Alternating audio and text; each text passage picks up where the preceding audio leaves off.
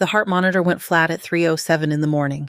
One long tone filled operating room 3, a sharp, relentless sound that cut through the hum of machines and murmured commands. The overhead lights burned white against stainless steel, making every drop of sweat on the staff glisten like glass. 90 minutes of chest trauma and his heart just quits, someone muttered behind a mask. Nurse, stop compressions, we are done here, Dr. Marcus Lowell said. His voice was rough from hours of talking, threaded with the authority of 30 years in surgery. Elena Hayes did not stop. Her gloved hands pressed into the man's sternum in a steady rhythm, arms locked, shoulders over his chest. The body rocked under her with each push. She counted inside her head, the numbers landing in time with the faint echo of another room, another body, another night. 30, 31, 32. Hayes, Lowell snapped. You heard me? I did, she said, breathless but calm. I am not ready to call it. His eyes narrowed above his mask. There is no rhythm. Look at the monitor. She did not need to. She could hear the flat line. She could also feel a subtle resistance beneath her palms, a memory of a beat that had not completely vanished. Her hands moved faster.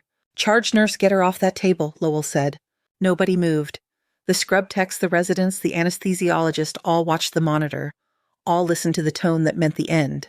20 more compressions. Her shoulders burned. Sweat slipped from her forehead into the edge of her surgical cap. Under the thin latex, the skin of her palm throbbed along a pale, jagged scar that ran from the base of her thumb to the heel of her hand. She pushed harder. At compression 42, the monitor flickered. It was barely there, a stuttering spike that broke the flat green line. The tone cut out, replaced by a single hollow beep, then silence again. Wait, the anesthesiologist whispered. Elena did not look up. She kept going. Another set, another spike. This time the monitor caught it properly. A weak, erratic QRS complex crawled across the screen, then another and another, trying to form a rhythm. Sinus bradycardia, one of the residents breathed. He is coming back. The endless tone died completely. Beep, beep, slow, fragile, but there. Lowell stared at the monitor, then at Elena's hands. For a second, his expression was naked surprise, cutting clean through his fatigue and irritation. Fine, he said. We proceed. Keep compressions until he holds his own. Yes, sir. She felt the change under her palms. The chest rose more naturally between pushes, the heart beginning to push back on its own. The rhythm on the monitor steadied, still slow, but no longer clawing at the edge of nothing. It took another minute before Lowell finally said, You can stop. Elena eased her weight off the man's chest. The absence of movement made her arms tremble. The screams of her muscles rushed in all at once. She stepped back from the table, letting the surgeons move in tighter, trading chest compressions for clamps, sutures, and quiet, precise commands. As she pulled away, the overhead light caught the inside of her right hand. The old scar flared white against the flesh-damp skin, an old line that belonged to another continent and another kind of battlefield. No one noticed. They were busy talking about ejection fractions and cross-clamps. Good salvage, one resident said. Good timing, another added. No one said her name. Later in the scrub room, the noise of the operating room became a distant murmur. The only sound close to her was the rush of water against steel. Elena stood at the sink sleeves, rolled to the elbow hands under the faucet. Warm water sluiced away invisible blood, invisible sweat. She rubbed her palms together out of habit, though she had scrubbed at least 30 times that night. The scar caught her eye again. A thin, curved line pale against the rest of her hand. She traced it with the pad of her thumb. For a brief second, she was somewhere else, dust in the air, red on her wrists, the smell of burned rubber and hot metal. Someone shouting for a medic over the scream of rotor blades. The faucet sputtered. She blinked, and the scrub room came back into focus. Clean tiles, harsh fluorescent light, a metal mirror streaked with old water spots. She shut off the tap and shook out her hands. The tremor in her fingers faded after a few seconds. She stared at her reflection at the tired woman in light blue scrubs, hair tucked under a surgical cap, eyes shadowed by a night that kept refusing to end. One more, she told the woman in the mirror. Her voice was soft, almost a whisper. You can handle one more. By mid-afternoon, St. Gabriel Military Medical Center did not look like the same building. Sunlight poured through the windows that lined the ICU corridor, turning the polished floor into a pale river. The hum here was different from the operating rooms, less frantic, more steady, the kind of noise that settled deep into bone ventilators, cycling monitors, chirping nurses' shoes, gliding over waxed linoleum. Elena walked the length of the hallway with a stack of charts tucked against her chest. The plastic covers clicked faintly as she shifted them. New girl pulls a miracle in OR 3 and still gets chart duty, a voice said behind her. She glanced back. Marisol Vega, the ICU charge nurse, leaned against the nurse's station, a coffee in hand, dark curls piled on her head. Her eyes were amused but kind. Somebody has to make sure the ink keeps flowing, Elena replied. And apparently that somebody is the one person who did not lose her head at 3 a.m, Marisol said. It was a team effort, Elena said. Marisol lifted an eyebrow like she wanted to say more, but the phone rang and she turned away. A younger nurse fell into step beside Elena, Jenna Park hair and a tight ponytail ID badge still crisp from being printed last week. I heard what you did, Jenna. Jenna said quietly. With that guy in OR, the cardiac arrest. Elena kept her eyes on the charts. Word travels fast. He flatlined and you just kept going, Jenna said. There was something like awe under the words. How did you know to keep trying? Elena let a beat pass. The answer that rose first in her mind was not one she wanted to put into words. Sometimes the monitor gives up before the heart does, she said. You learn to feel the difference. Where do you learn that? Jenna asked. In places that do not have these nice floors, Elena said, giving her a faint smile. Do you have Bed 12's labs? The question redirected Jenna's focus instantly. They slipped back into the rhythm of rounds, checking drips, adjusting pillows, talking softly with families waiting in doorways. No one in the hall called her by any rank other than nurse. No one knew that her last unit had not had polished floors or clean white lights. She preferred it that way. Near the end of her shift, the familiar whomp-whomp of a helicopter drifted through the double-glazed windows. The sound arrived muted but unmistakable, rotors cutting air, weight dropping from the sky. Elena paused just for a heartbeat. The chart in her hand suddenly felt heavier. Outside, over the distant line of palm trees and low buildings, a dark shape crossed the bright blue. Medevac, by the look and sound of it coming in from the naval base. Her chest tightened and released in the space of a breath. She forced her eyes back to the hallway to the next room number.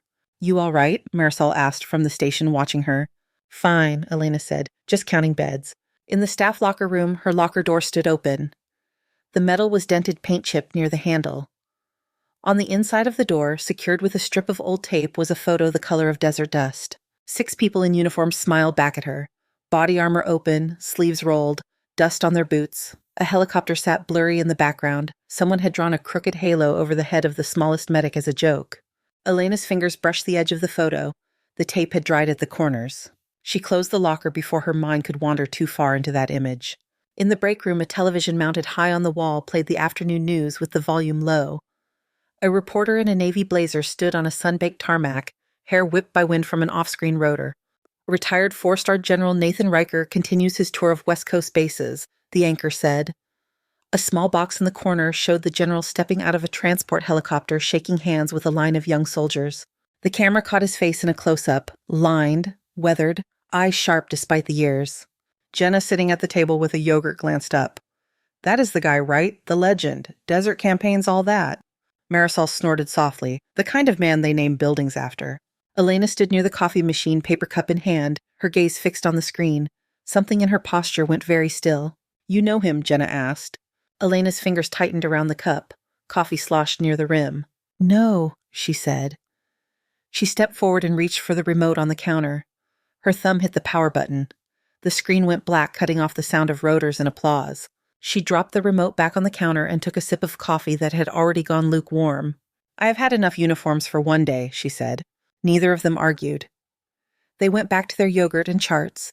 In the sudden quiet, Elena could still hear the ghost of the helicopter's blades in her ears, and beneath that the faint, stubborn echo of a heart that refused to stop. The storm rolled in slow, the way they sometimes did off the Pacific, thick clouds swallowing the late light over San Diego. By early evening, the windows along the ICU wing showed nothing but a dark smear where the sky had been. The palms outside bent in the wind. Rain ticked against the glass in thin, nervous bursts. Elena finished checking the last drip in bed 10 and wrote a quick note on the chart. The fluorescent lights hummed overhead. Down the hall, a television in the waiting room murmured through a canned laugh track and a commercial for car insurance. Her shift should have ended an hour ago. Marisol appeared at her elbow with a fresh cup of coffee. The steam smelled bitter and sharp. You could have gone home, Marisol said. Day shift was here on time for once. Elena took the cup. The cardboard was hot against her fingers. We have 3 vents and 2 fresh post-ops. You would have called me anyway. Marisol smiled, not denying it. I like the way your brain fills in the gaps the monitors miss. Before Elena could reply, a sound cut through the hallway. A rising tone not from any machine inside the unit, but from down below. A distant siren wound up closer and closer, then another answered it. The overhead speaker crackled. Trauma team to emergency, level 1 incoming. All available critical care staff report to emergency. The words rode on top of a low rumble of thunder. Marisol set her coffee down without looking. Here we go. You want me on the unit or downstairs? Elena asked. Marisol studied her for a heartbeat like there was a longer answer there and chose the shorter one. Downstairs. If they are calling level 1 in this weather, it is going to be ugly. They walked toward the elevator, passing Jenna at the central station. You stay here, Marisol told Jenna. Cover the floor. Keep my patients alive. Jenna straightened like she had just been promoted to general.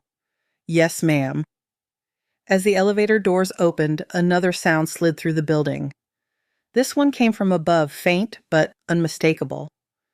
The thudding rotation of blades chopping the air. The same whomp Elena's body recognized before her mind did. Medevac. The elevator dropped. The numbers over the door ticked down. Elena watched them and listened to the overlapping sounds of sirens whined and rotor blades drifting in through the concrete. The doors opened onto a different kind of noise. Emergency was crowded. Even the air seemed tense. Nurses moved in quick lines from bay to bay. Gowns rustled. Wheels squealed. Someone shouted for more hands in trauma too.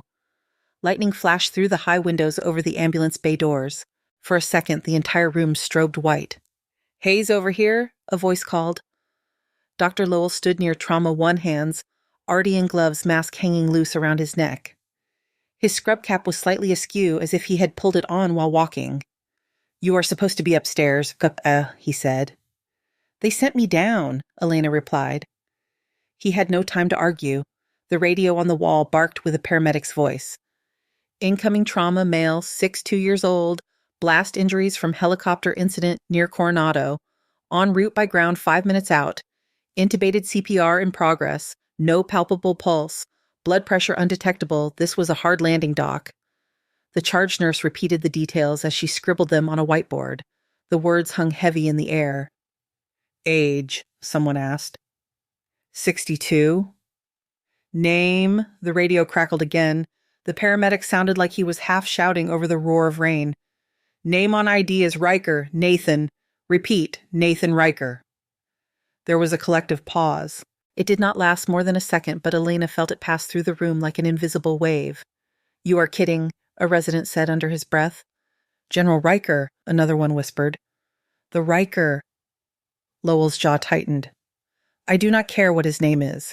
He comes in, we treat him. Prep Trauma 1. Get blood ready.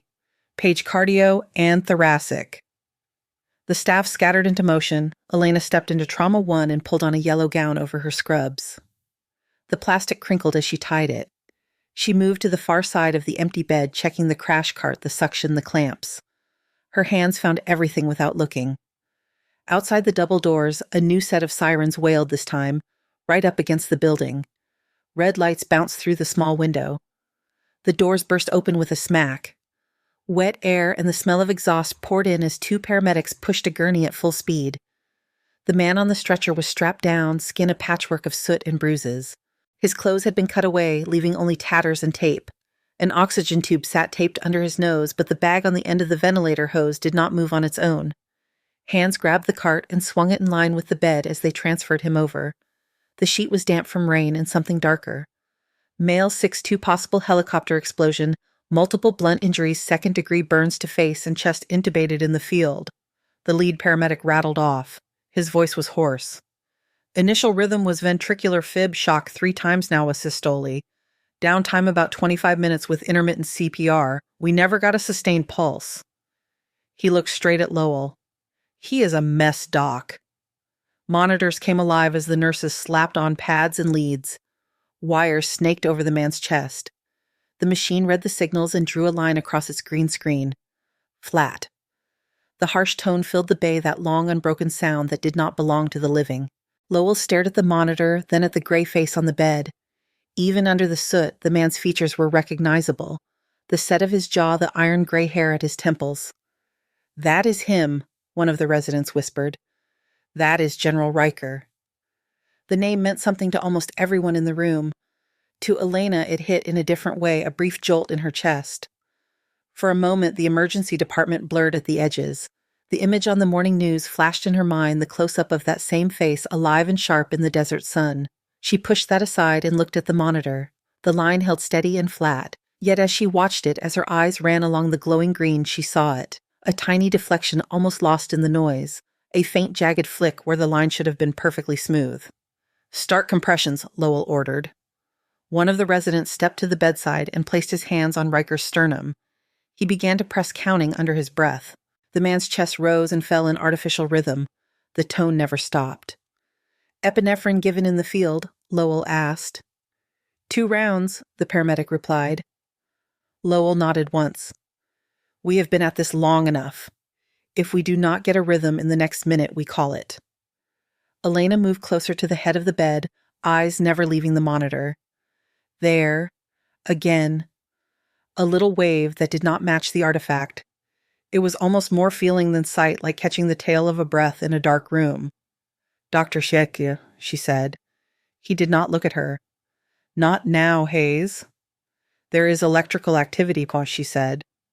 "Look." He glanced at the screen and saw the same relentless flat line and the occasional tiny noise. "That is artifact." "It is not," she said. The resident doing compressions was breathing hard now.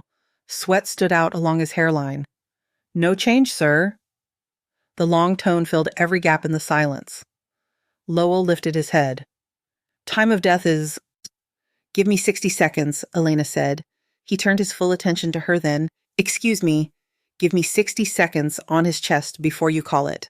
Her voice stayed low, but there was something in it that made the paramedic on the other side of the bed glance up. One of the residents let out a small laugh. "You think you see something the rest of us do not?" "Hayes?" She looked at the man on the bed.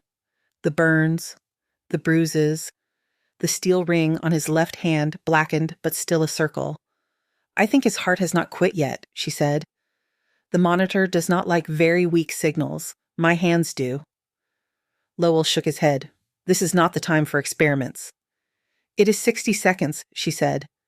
"If I'm wrong, you lose a minute. If I'm right, you do not lose him." The room was still except for the beeping from other bays and the long, unwavering tone beside them. Rain hammered at the distant windows. Lowell looked at the clock, then at her hands. He had watched those hands pull one patient back from a flatline not 12 hours earlier. "Fine, he said at last. 1 minute. You take over compressions. When I say stop, you stop. Understood. Understood." The resident stepped back, grateful for the break. Elena took his place, planted her feet, and laced her fingers together over Riker's sternum.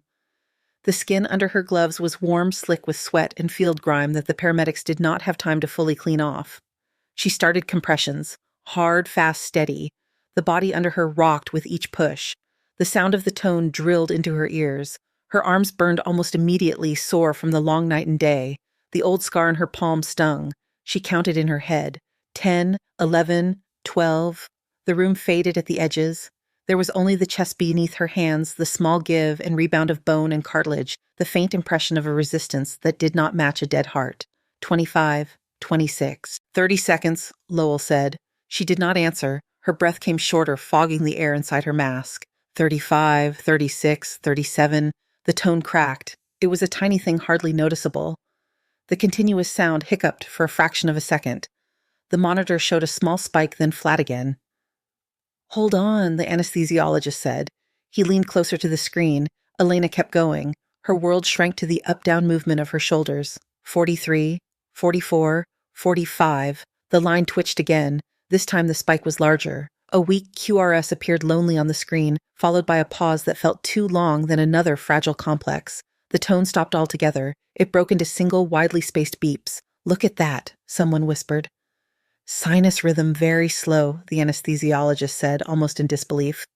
"He has a pulse." The resident pressed 2 fingers into Riker's neck. His eyes went wide. "I feel it. Faint, but there." Elena felt it too under her palms, a pushback against her compressions, the heart trying to take over its own work. "Stop, Ikea," Lowell said. She eased off hands, hovering just above his chest in case the rhythm failed. The monitor drew a shaky, irregular but real pattern. Heart rate 30, then 32, then 35. Get him ready for the operating room, Lowell said. His voice was all business again, but something in the way he looked at Elena had changed. We are not losing him here. Staff moved in, swapping out lines, unlocking the bed. The paramedics stepped back, faces drained. As they rolled Riker toward the corridor that led to surgery, Lowell spoke without looking at her. You are coming with us, Hayes, he said. Stay on his right. I want your eyes on that monitor. She moved into place beside the bed, one hand resting lightly on the rail, close enough to reach his chest again if the line faltered. The wheels squealed on the polished floor as the team pushed the gurney toward the elevator. Elena glanced once at Riker's face as they moved. For a moment, her memory replaced the emergency department with desert light and helicopter dust. Then the doors to the surgical wing slid open, and the bright cold of the operating theater reached for them. The doors to Operating Room 5 swung wide, and the familiar blast of cold, filtered air rushed over them. The light was unforgiving, a hard white that flattened every shadow. Transfer on 3, someone said. Hands lifted Nathan Riker from the gurney to the narrow operating table. The sheet slid under him with a damp sound. For a second, his body seemed weightless. Then it landed with a dull thump on the padded surface. Airway secure, the anesthesiologist asked. Tube isn't confirmed in the field, a nurse answered, already checking it herself. Elena moved to her place at the right side of the table. The monitor beside her came to life with a flicker. The green line traced a slow, hesitant rhythm now. Each QRS complex looked like it had to argue its way onto the screen. Heart rate 36, blood pressure barely readable. Let us move fast, Dr. Lowell said. His mask was on now, his voice slightly muffled but no less firm. He does not have much to give us. Gloved hands worked in a practiced blur. Someone painted Riker's chest with brown antiseptic. Drapes went up blue fabric, framing a small rectangle of burned, bruised skin. Thoracic set is ready, the scrub nurse said. Cardiac tray is open, the tech added. Elena watched the numbers on the monitor while the room assembled its tools. The heart rate dipped to 34, then came back. The line wobbled once in a way she did not like. He does not like being flat, she said. Then we make this quick, Lowell replied. He looked across the field. Let us start. Median sternotomy. The first incision was clean, a straight line down the center of Riker's chest. The smell of antiseptic gave way to the copper tang of blood. Elena focused on the digital readouts, but the sound of the saw cutting through the sternum vibrated in her bones. Her own chest felt tight. For a moment, her mind supplied another saw, another chest, another night under a dim tent instead of surgical lights. She pushed the memory away and watched the numbers. Oxygen saturation is dropping 9290, she said. Turn up the oxygen, the anesthesiologist ordered. Increase rate. His hand moved toward the ventilator controls. Wait, Elena said. He paused, annoyed. What is it now? His lungs took part of the blast, she said. Too much pressure and they will tear. Listen to the left side. It will sound wet. Lowell glanced up from the open chest. Check. The anesthesiologist sighed, but he put a stethoscope to Riker's chest, moving it along the left side. His frown deepened. Breath sounds are decreased on the left, he admitted. I hear crackles. Fluid may be contusion, Elena said. Go up a little on oxygen, not pressure. Gentle. Lowell gave a short nod. You heard her. We do not need a collapsed lung on top of everything else. The anesthesiologist adjusted the settings with more care this time. The SATS hovered at 89, then inched up to 91. Elena let herself breathe again. Chest is open, Lowell said a moment later, and it is a mess. Even from her angle, Elena could see what he meant. The heart sat in a sea of dark, half-clotted blood. Some vessels had already been clamped by the trauma team, but others still seeped. Bruising radiated along the muscle like storm clouds. Pericardial tear contusion to the right ventricle, Lowell narrated. Multiple bleeders, suction, clamp there, no higher. The suction hissed. Blood flowed into canisters along the far wall. The levels rose too fast. How much have we lost? Lowell asked. About 1,500 milliliters in the last 20 minutes, the circulating nurse replied. More if we count what soaked the sheets. Get blood in here, Lowell said. Type-specific cross if we have it. Universal donor if we do not. We have plasma expanders ready, the anesthesiologist said. We can use them to buy time. Elena scanned the numbers. Blood pressure slipped lower. 70/35. Heart rate staggered at 38. Plasma will fill the tank, but it will not help the pump, she said. The anesthesiologist rolled his eyes slightly. Where did you go to medical school, Hayes? She did not look away from the monitor. I went to enough places where we watched hearts quit after we filled them with the wrong thing. He needs real blood. O negative, not synthetic volume. That is not your call, he said.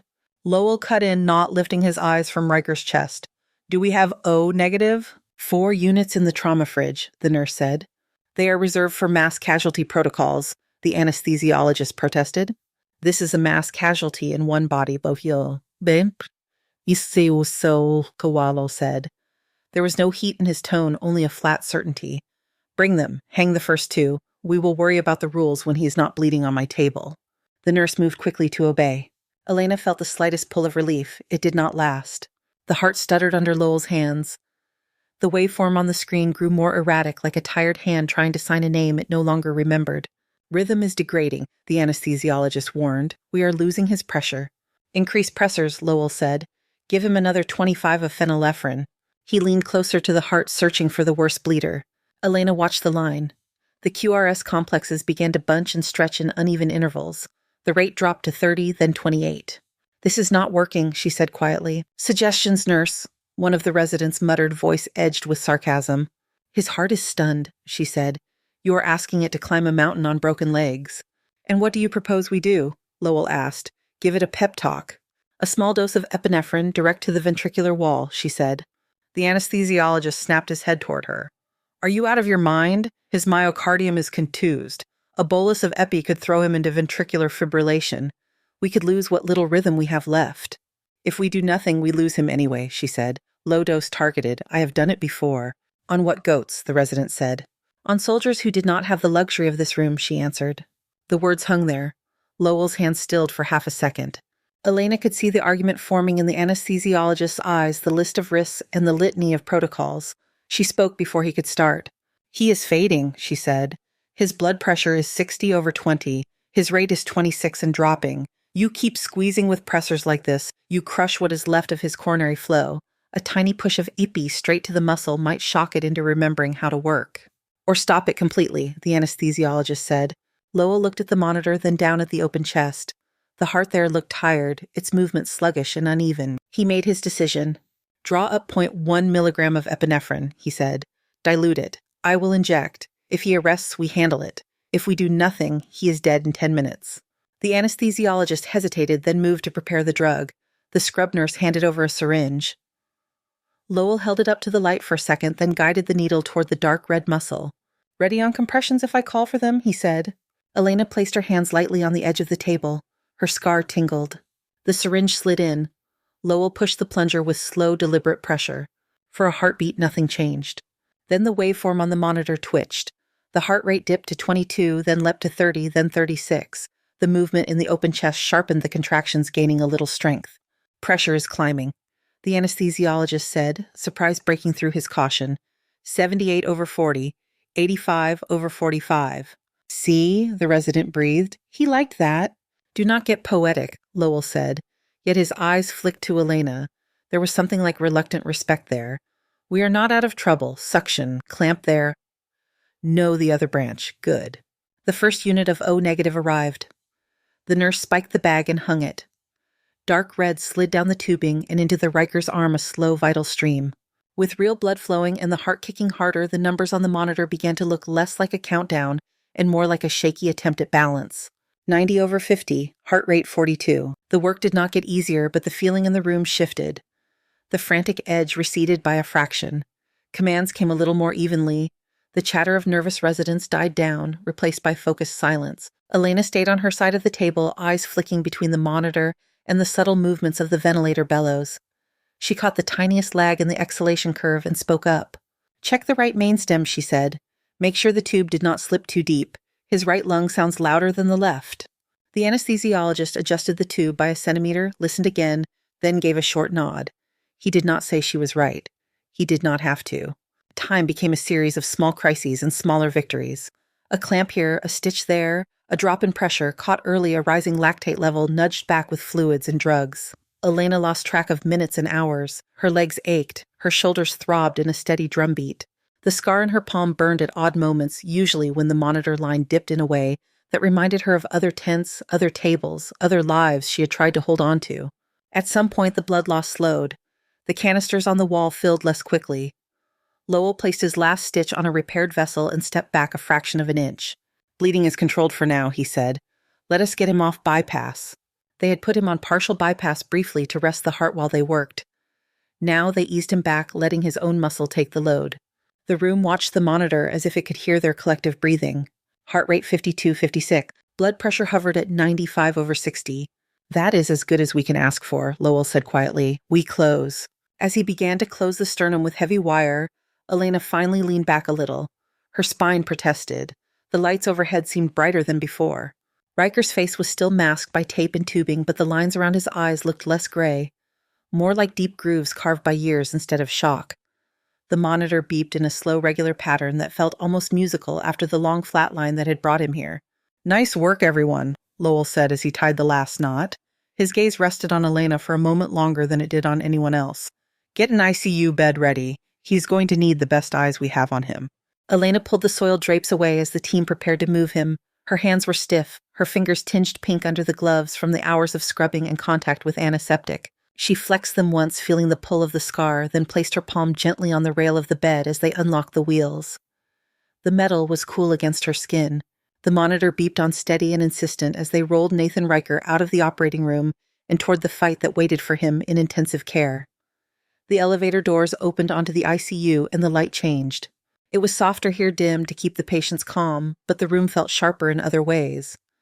Machines lined the walls, each with its own rhythm and glow. The air smelled of alcohol swabs, plastic, and the faint sweetness of tube feeds. Bed 4 is ready, a nurse called as they rolled Nathan Riker into the unit. The team guided his bed into the room. The glass wall allowed a clear view from the hallway. A ventilator waited nearby, tubing draped like clear vines. Infusion pumps stood in a row, silent for now.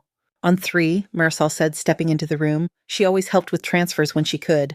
They lifted him from the transport bed to the ICU mattress in one smooth motion. The ventilator line clicked into place. Monitors were reconnected. The green waveform that tracked his heartbeat blinked off for a second, then came back shaky but present. Heart rate 60, blood pressure 90/50. Post-op orders, Dr. Marsal asked. Yet, full sedation will flow. Isin, Lowell replied. We cannot have him fighting the vent. Keep his mean arterial pressure above 65. Watch his urine output. Labs every 4 hours. And I want any change in rhythm reported immediately. He turned to Elena. You know his pattern as well as anyone. Stay on him until night shift arrives. I am night shift, Elena said. He looked at the clock. You have been on since yesterday. I am still night shift, she repeated. He studied her for a second, about to argue, then something in her expression stopped him. Fine, he said, but if you keel over in my ICU, you are doing the paperwork yourself. He left the room, pulling his mask down as he walked toward the station. Marisol adjusted the ventilator settings. The machine settled into a steady cycle, bellows rising and falling, pushing air into Riker's lungs. His chest rose in slow mechanical breaths. His face was a map of fresh cuts and older lines washed clean of soot, now skin pale against the tape. Elena hung the blood transfusion and watched the dark red move through the tubing into his vein.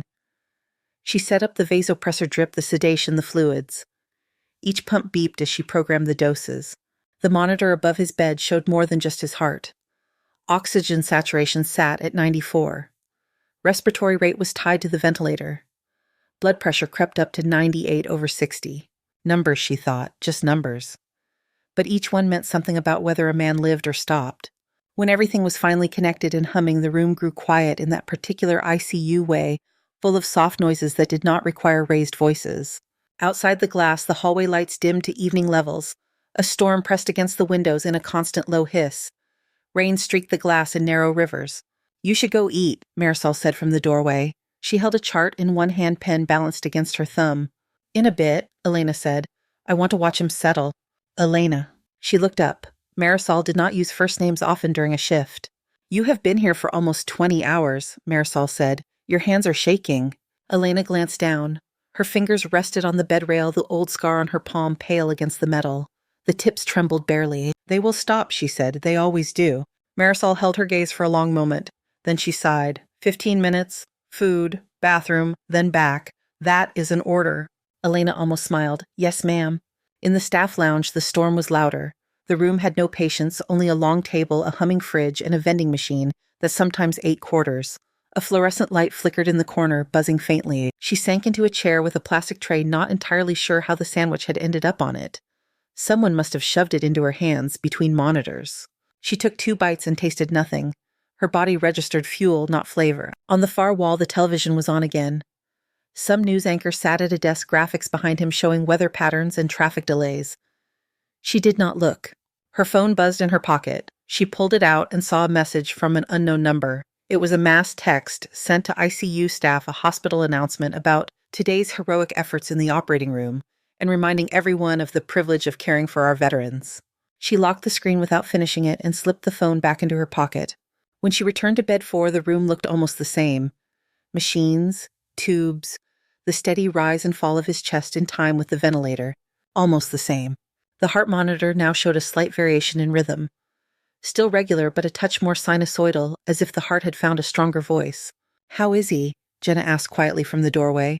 Her hair was frizzed at the edges from the humidity. "Holding," Elena said, "for now." Jenna stepped in close, her eyes darting between the screen and the man in the bed. "I have never seen someone come in that bad," she said. "He looks different now, less gray." "That is what real blood and a stubborn heart will do," Elena replied. Jenna hesitated. "Is it true what people are saying, that you brought him back from a flatline twice in one day?" Elena adjusted a pump that did not need adjusting. "People like to make stories." "Is it true?" Jenna insisted, softer. Elena watched the waveform march across the screen. "He is here," she said. "That is what matters." Jenna nodded. She looked at Elena's hands. "You do not shake when you are working." "That comes later," Elena said. "How do you do it?" Jenna asked. "How do you stand that sound and keep your head?" The long, flatline tone from earlier seemed to echo faintly in the back of Elena's skull. She forced it back down. "You focus on the next thing you can fix," she said, "not the last thing that went wrong." Jenna absorbed that chewing on her lip. "Marisol said I should watch you, that you see things before other people." "My eyes are not special," Elena said. "Maybe it's not your eyes." The words sat between them heavy and unspoken. Elena turned her attention back to the monitors. "Go finish your meds pass," she said. "If you keep hanging around me, they are going to think we are conspiring." Jenna smiled faintly and slipped out of the room. Hours slid past, measured in lab results and pump adjustments. Night blurred into something that felt like the inside of a tunnel lit only by monitor screens and the glow from the nurse's station. Sometimes the numbers dipped. A blood pressure reading would drift too low, a heart rate would hiccup.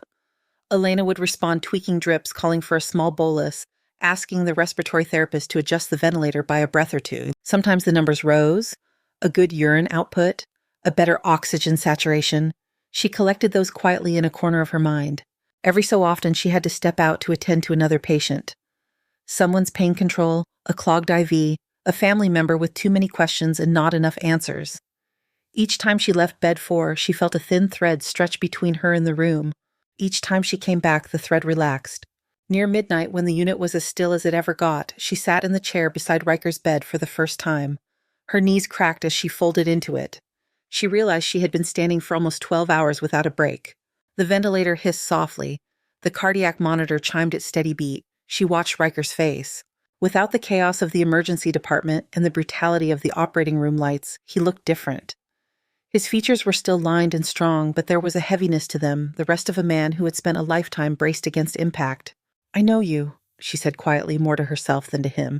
Not as a legend on the news, not as a headline, as a silhouette in rotor wash shouting orders that cut through radio static, as a voice calling medevac windows and casualty counts.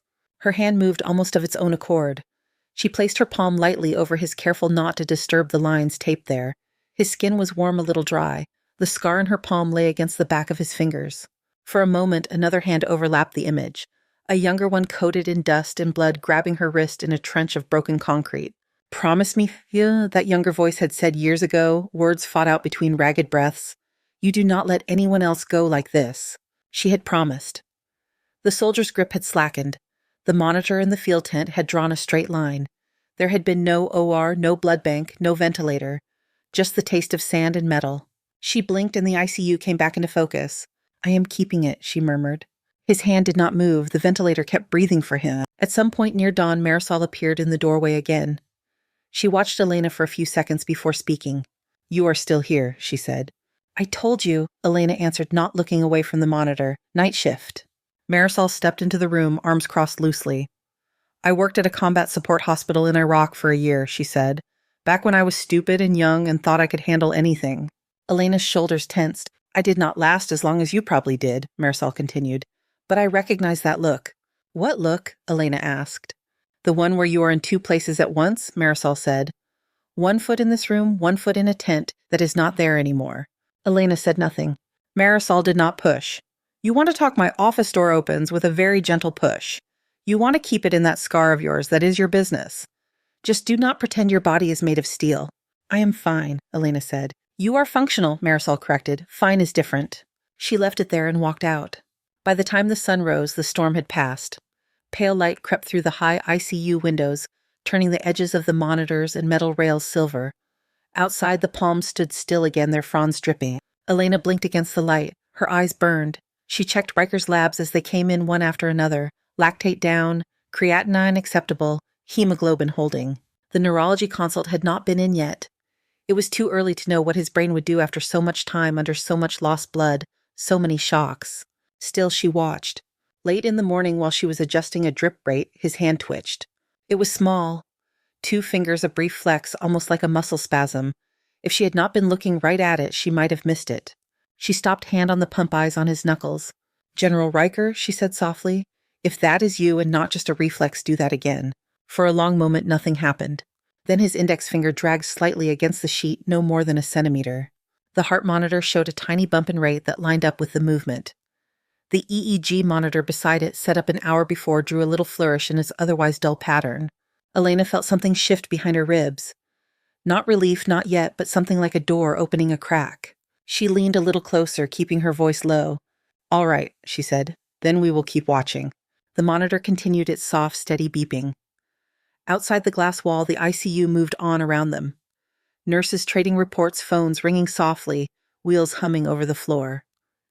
Inside bed 4, heart and machines worked together in fragile rhythm, while a thin line somewhere between reflex and intent tugged the man beneath the sedation a little closer to the surface. By the time the neurology team arrived, the rain had dried from the windows and the day outside was clear and hard blue. Riker had been warmed, transfused, stabilized. Sedation had been slowly peeled back through the night, one careful notch at a time. Now only a thin flow of medication kept his body from fighting the tubes and tape.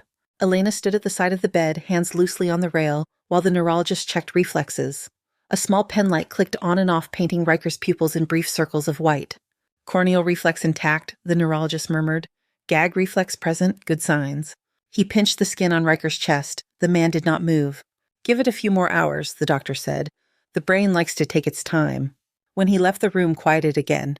Elena watched the monitor. Heart rate 72, oxygen saturation 96, blood pressure just where they wanted it. On paper, he was holding his own.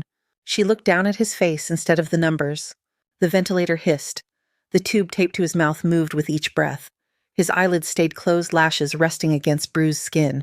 General, she said softly, if you meant that little finger trick, now would be a good time for an encore. Nothing. She adjusted the drip by the 0.5 milliliter, more habit than need. Her fingers brushed the scar on her palm. The skin there felt oddly alive. Behind her, the hallway hummed. A cart rolled past. Someone laughed quietly at the nurse's station. Life in the unit continued its steady flow. Minutes stretched. Then, without warning, Riker's lashes trembled. Elena leaned in.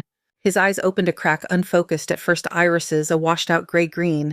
The light overhead made him squint. His forehead creased. The ventilator kept pushing air in. He coughed around the tube, a weak, rough sound. Relax, Elena said. You are intubated. Let the machine do the work. His gaze drifted away, then back. His eyes moved slower than his thoughts, but they moved. He blinked once, twice. She pressed the call button. Marisol, can you get respiratory and Dr. Lowell to bed 4, please? Riker's eyes were on her now. He did not seem to see the room around her or the machines or the bright plastic of the ventilator tubing. His focus narrowed. She had taken off the surgical cap hours ago, her hair pulled back in a simple knot. Her name badge hung at her chest, but he was not looking there. He was listening. You are okay, she said. You are at St. Gabriel Military Medical Center. You were in an accident. We patched you up. You are safe. His brows drew together. A line appeared between them. His lips moved against the tube. No sound came out at first. He tried again. A rough murmur scraped up his throat. Voice, he whispered, barely audible. Elena bent closer. Say that again. His mouth shaped the words slowly. That voice. Her pulse kicked. Respiratory arrived first, a therapist in blue scrubs checking ventilator settings. Lowell followed a moment later, hair flattened by a scrub cap he had not bothered to remove. Eyes open, Lowell said. That is a start. The neurologist reappeared, drawn by the flurry of activity. He shone the light again, nodded satisfied. "Let us see if he can follow commands," the neurologist said. "General Riker, can you squeeze my hand?" He placed his fingers in Riker's palm. There was a faint grip, then nothing. "Good," the doctor said. "Now can you blink twice for yes, once for no?" Riker blinked twice, slow and deliberate. "Do you understand where you are?" the doctor asked. A pause, 2 blinks. Elena stayed silent, watching his face. The neurologist ran through a few more checks, pleased with each answer. When he was done, he stepped back. "We can start thinking about lightening the sedation further and getting that tube out in a bit," he said. "For now, this is very encouraging." He left, taking half the crowd with him. Riker's gaze found Elena again. His lips moved around the tape. The words were ruined by plastic and dryness, but the shape of them was clear. "You," he whispered. "Me," she said. Lowell watched the exchange with faint curiosity. "You two know each other." Elena opened her mouth, closed it. "Not exactly." Riker's eyes sharpened. Sedation pulled him down, but something in him fought to the surface. "Korangal," he forced out. The syllables were broken, but his intent was not. "Night, medevac." The world tilted for a second. Elena's hand tightened on the rail. Her scar burned like the skin had just been cut. "I think you should conserve your energy, sir," she said. He shook his head a fraction of an inch. His throat worked. "Lieutenant," he rasped. That word dragged a different set of images through her mind. Camouflage, night vision, a younger version of herself moving between bodies in dust, and broken stone radio clipped to her vest. She forgot about the other people in the room. "You remember that," she said. Lowell glanced between them. "What is going on?" Riker fought for air around the tube. The therapist adjusted the settings to give him a small assist. "You pulled my team out of a burning vehicle," he whispered, every word scraped raw. "Thought you died in that ambush. They said only one medic walked out and then you disappeared." Elena felt every pair of eyes in the room swing toward her. She straightened off balance despite being on her feet for hours. "I did not disappear," she said quietly. "I just changed where I work." Riker stared at her, recognition settling over his features like a shadow lifting. For a moment, grief crossed his face, old and deep. Then something else older still. Respect. He lifted his hand. It shook badly, muscles weak from shock and sedation. The effort carved lines of strain along his temple. "Sir," the respiratory therapist said, "you need to rest." He ignored the comment. Slowly, inch by inch, Riker raised his right hand toward his forehead. The movement was clumsy. His fingers did not quite align. It still took shape that everyone in the room recognized. A salute. The room went very quiet. The ventilator kept breathing for him. The monitors kept up their soft beeping. Somewhere in the hallway, a phone rang and went unanswered. Elena did not move at first. Her pulse thundered in her ears. The image pressed itself into her, a 4-star general in a hospital bed, skin marred by burns and tape, saluting a nurse with a plastic ID badge. Her throat tightened. Slowly, she let go of the bed rail. Her hand rose from her side, shoulder squaring, almost without her consent. Her fingers came to her brow, in return a crisp movement learned long before she had ever touched an IV pump. She held the salute. So did he. Lowell swallowed. His eyes shone with something she had not seen there before. Marisol stood in the doorway, frozen in place. Jenna, halfway past the room with a tray of meds, stopped and stared. The cups on her tray rattled softly. After a few seconds, Riker's arm sagged back to the mattress. The effort had drained him. His eyelids fluttered shut again, though the monitor showed his heart still beating steadily. Elena lowered her hand fingers stiff. No one spoke. Eventually, Lowell cleared his throat. "Well," he said too quietly for his usual tone, "that answers that." "Answers what?" Marisol asked. "Whether or not we had the right nurse on his case," he said. Word spread faster than lab results. By afternoon, staff from other floors had found reasons to wander past ICU Bed 4.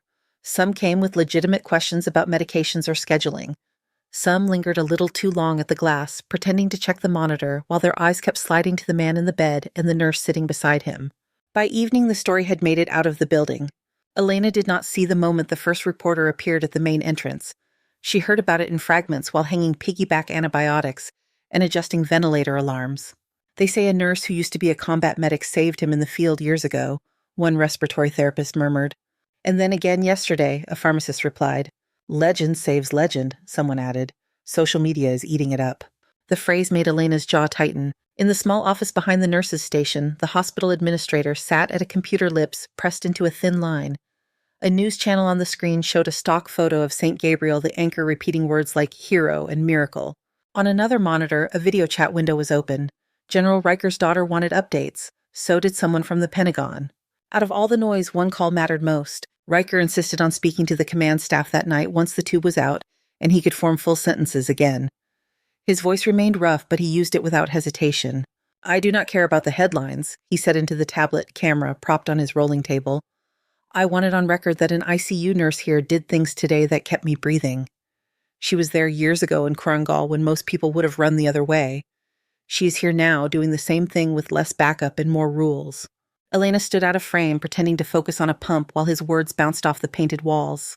We talk about valor on the battlefield, he continued. You might want to look at the people who fight for us when we come home too. The call ended. The tablet went dark. Silence settled in the room.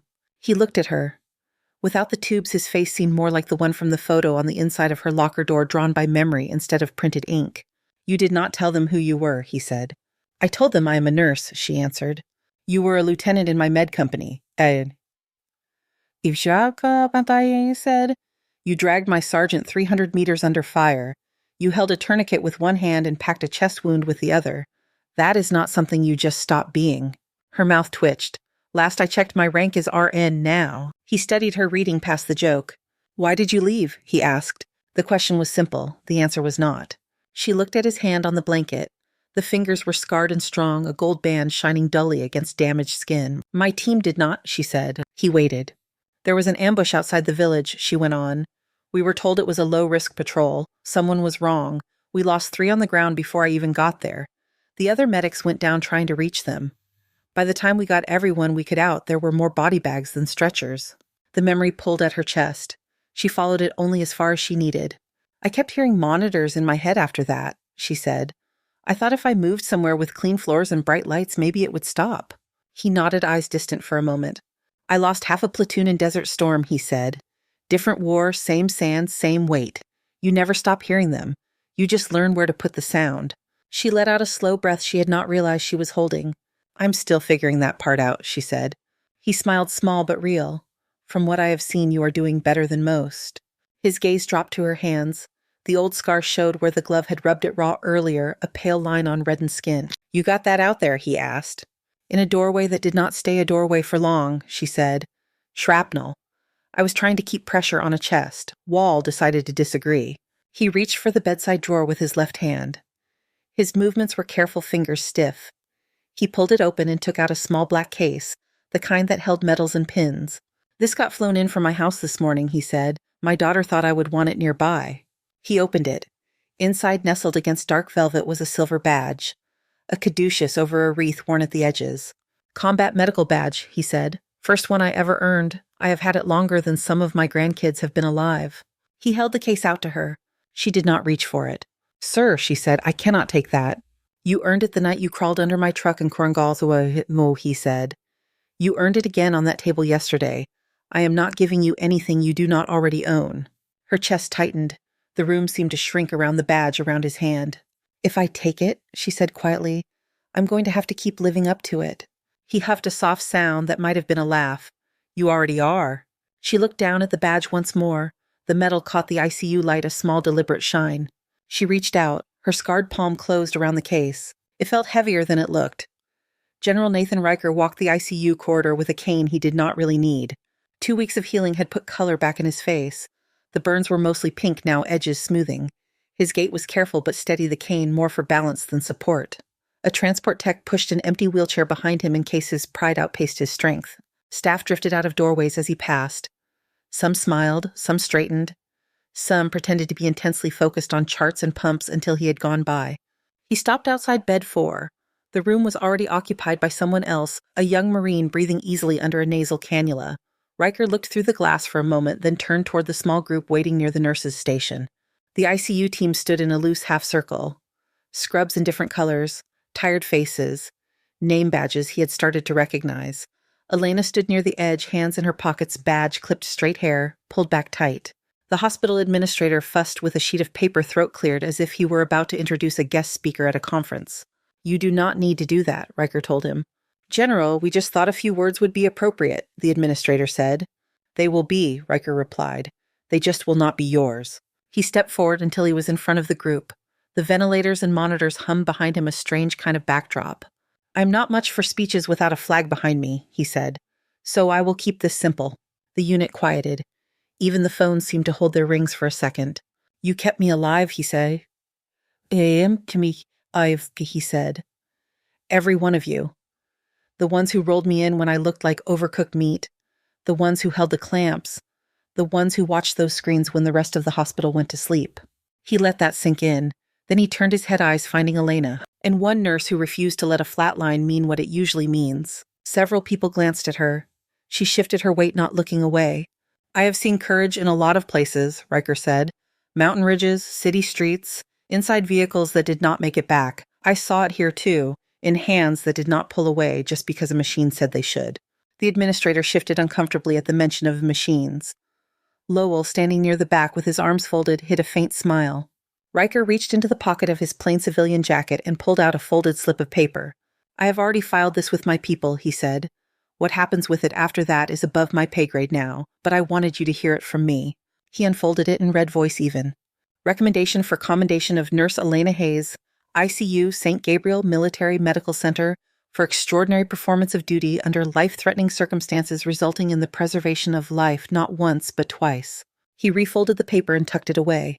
That is the formal version, he said. The informal one is shorter. I would like it very much if the next time somebody tells you what a hero I am, you point them down this hallway and tell them the truth. A few people laughed quietly, mostly out of nerves. Riker lifted his cane slightly, the tip tapping the floor. That is all, he said. I have grandkids waiting to see if I still know how to make pancakes. He turned away. As he did, Marisol caught Elena's eye and mouthed the word later. The elevator doors closed behind Riker with a soft hiss. The ICU slid back into motion, though the air seemed a little different, charged by what had just hung there. Later came that afternoon. Elena sat in a small conference room with a glass wall that looked out over the parking lot.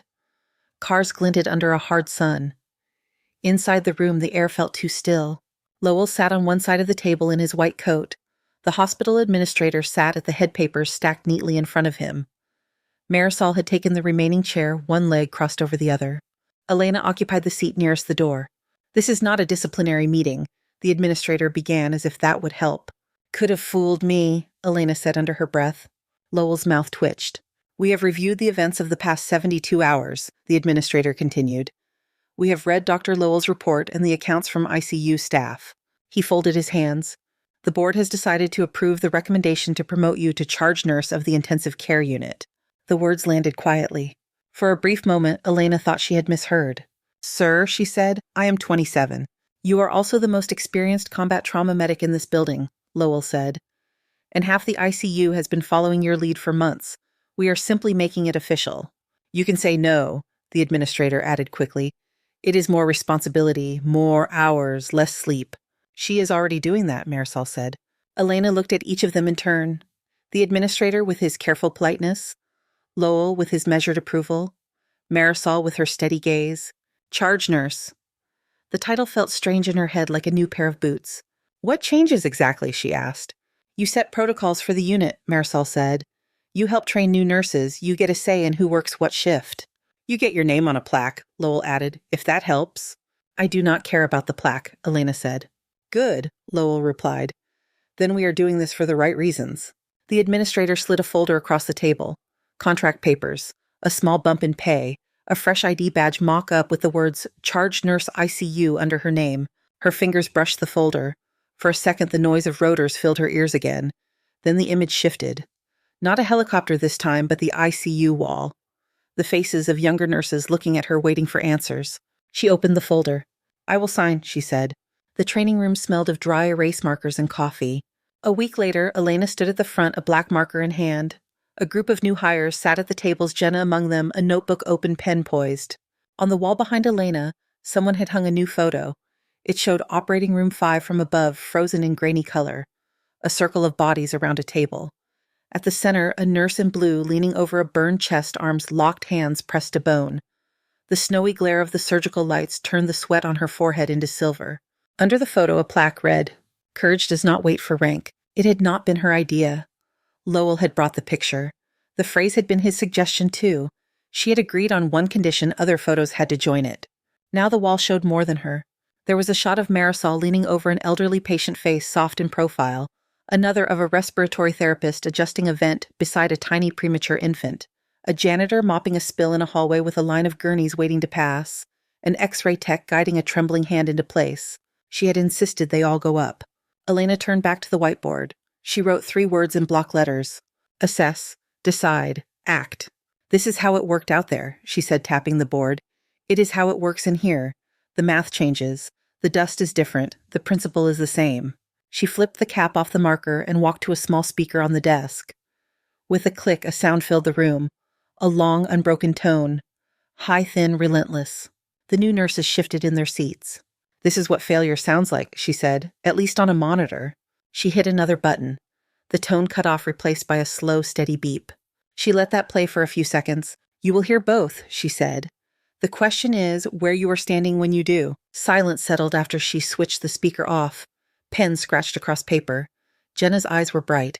After the session, as the group filtered out, Jenna lingered. You look different up there, Jenna said.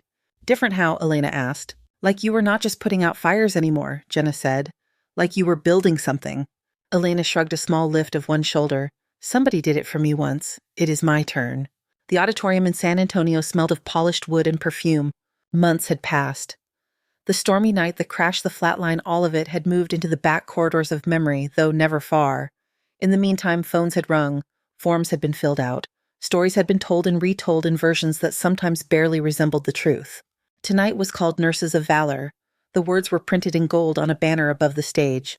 Elena stood behind the curtain, her palms damp against the fabric of her dress. For once, she was not in scrubs. The combat medical badge sat pinned over her heart next to the small silver RN pin from St. Gabriel. She heard her name. Applause rolled under the curtain like distant surf. The lights on stage were hotter than OR lamps. She stepped into them and blinked as the crowd came into view, rows of faces rising into the dark. She found Riker in the front row in a suit tie slightly crooked. His cane rested against the chair. His eyes stayed on her. The microphone felt heavier than it looked. I am a nurse, she said. The sound of her own voice surprised her. It carried better than she expected. Before that, I was a medic. A murmur moved through the crowd. Some uniforms in the audience shifted, recognizing the word. I have watched monitors do that long line thing more times than I can count, she said. In tents, in aircraft, in clean rooms with nice floors. It never gets easier. She took a breath. I do not have a speech written about heroism or sacrifice, she said. I have early alarms and late meds and families who ask if their loved one is going to make it. Some days the answer is yes, some days it is not. Her fingers brushed the badge on her chest. People like to say, I saved a general, she said. The truth is, I did what I was trained to do, and so did a lot of other people. If you're looking for heroes, you can find them at 3 a.m. in any ICU arguing with a machine that says it is over. Someone in the back laughed a short sound of recognition. In my first war, a soldier grabbed my hand and told me not to let anyone else go the way he was going, she said. I could not keep that promise for him. I have been trying to keep it for everyone else since. Her voice did not break. It came close. She stopped. There was nothing more she wanted to add. The silence that followed was thick, then broke open as people rose from their seats.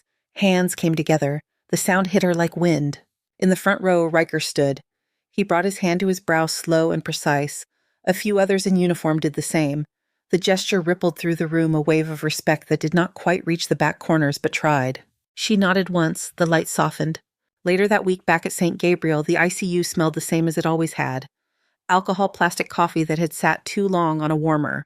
Elena walked down the hall with a stack of charts. Her new badge caught on the light the words, Charge Nurse ICU, bright under her name. She passed the old bed 4. A different patient lay there now, a little girl with bronchiolitis watching cartoons on a tablet, while the oxygen cannula tickled her nose. At the end of the hallway, someone had screwed a new nameplate next to the small office. Elena Hayes, RN Charge Nurse Intensive Care Unit. She looked at it for a moment. The letters were straight black against brushed steel. Behind her, a monitor alarm chirped. Not urgent, just a reminder. She turned away and kept walking. Halfway down the hall, a voice cut through the steady noise. Code Blue ICU. Bed 7. The words came over the intercom. The air in the unit tightened. Jenna stepped out of a room, her face going a shade paler. The med tray in her hands rattled. Elena caught her eye. You are on 7, right? Jenna nodded, throat working. He just started desadding. I was about to call respiratory. Then we go, Elena said. Jenna hesitated for half a heartbeat. I do not want to mess this up, she said. The words were barely more than breath. Elena reached out and put her palm on Jenna's shoulder. The scar tingled against the thin fabric of the scrub top. You will not, Elena said. You know what to do, and if something goes sideways, we fix it. We do not freeze, we move.